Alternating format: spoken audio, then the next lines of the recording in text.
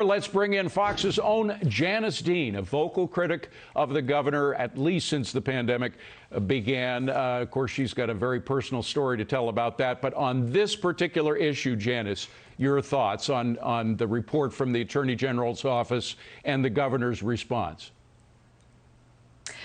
Very grateful to the Attorney General, Letitia James, who came out with this report and basically said that, all of these women were telling the truth. And I believe these women as well. One of them came out last week and said, Governor Cuomo, I'd like you to take a lie detector test.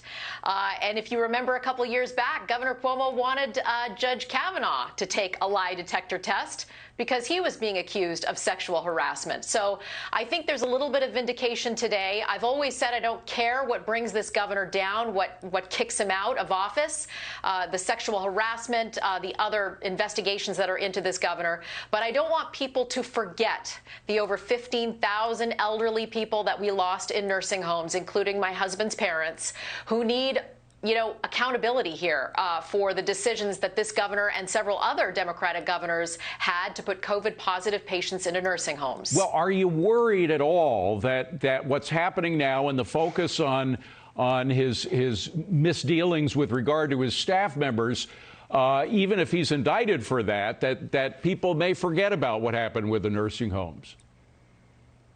Well, I know that Biden's DOJ has already said we're not going to investigate the claims of the governors, not only the New York governor, but Pennsylvania, New Jersey, and Michigan. Those governors also put infected patients into nursing homes. So that was a disheartening day. But there are other investigations, and Attorney General Letitia James said today that those investigations will continue. Now, on a very personal level, when you were listening to his justification for his actions that he had earlier, in which he took no blame. I mean, he said, I'm sorry if I was misunderstood. But of course, the implication being that it was their fault, the women who worked for him, it was their fault for misunderstanding him. What was going through your mind when you were listening to him? He's a broken record. He's been doing that since the very beginning. He blames everyone.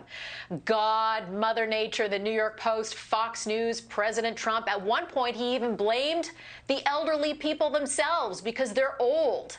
So he's blamed everybody, everyone except himself. This was not, a new role for Governor Cuomo. He's the victim, and I would love for him to stand in front of victims' family members and tell them that we should feel sorry for him.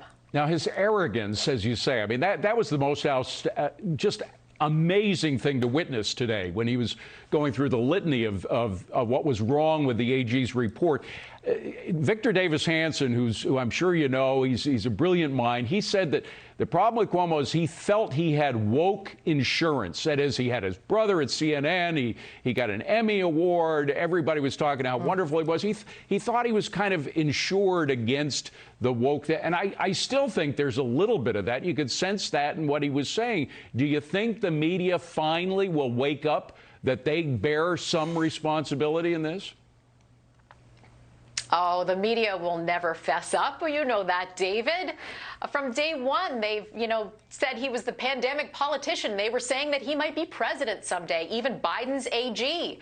I knew that from the very beginning, but I will tell you this. I'm really glad that he is so arrogant, because if it wasn't for his arrogance and being on his brother's show night after night, joking around while body bags were piling up outside of nursing homes, I might not be here, because that's what got me going, and that's what turned my grief into anger and action. Well, it got you going, and now you know a lot about what's happening in New York politics. You know that he essentially has the legislature at his beck and call, and they've been slow walking this investigation, the impeachment investigation, for months now without really doing anything. What does happen now? I mean, will he be impeached? Will he resign after the president just said he should? I've heard from people close to Cuomo and lawmakers that the only person he might listen to is President Biden.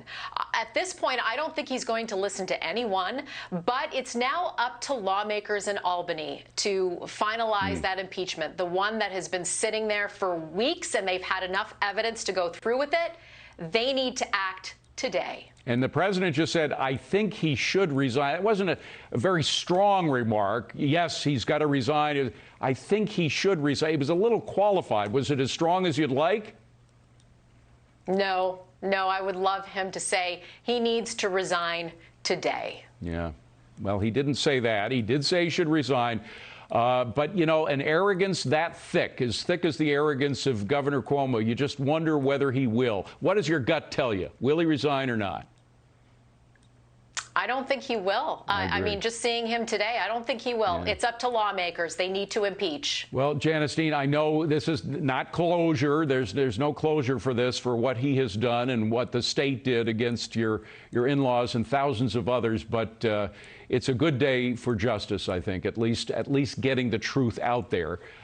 They've missed the boat on a lot of other truths that need to come out as well, but we hope those will follow. And thank you for all your work, Janice. There's so many. I read the Twitter response to your first Twitter, which said it's happening. So many people said you were the first person they thought of when they saw that he was resigning. I mean, you've really been the face of truth in this struggle. Thank you for that. Well, God bless you. Thank you. And to all of your viewers as well. I feel the love tonight. Janice Dean, good to see you, my friend. Thank you very much.